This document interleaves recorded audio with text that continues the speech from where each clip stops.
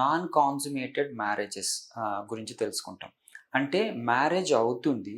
But sexual interaction అంటే ఆ శృంగారక జీవితంలో గ్యాప్ అనేది అంటే వాళ్ళు సెక్షువల్ యాక్ట్‌కి కంప్లీట్ చేయకుండా ఇబ్బంది పడుతూ ఉంటారు. అంటే రిలేషన్‌షిప్ అంటే ఇద్దరు కపుల్స్ ఫ్రెండ్లీగా, హ్యాపీగానే ఉంటారు.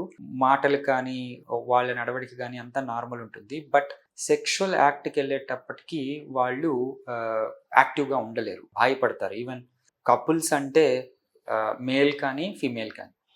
సో, ఇది వైడ్‌గా డివైడ్ చేస్తే ఏంటి అంటే, అది అబ్బాయిల్లో ప్రాబ్లమ్ ఉంటుంది. ఈవెన్ ఆడపిల్లల్లో కూడా ఇబ్బంది ఉంటుంది.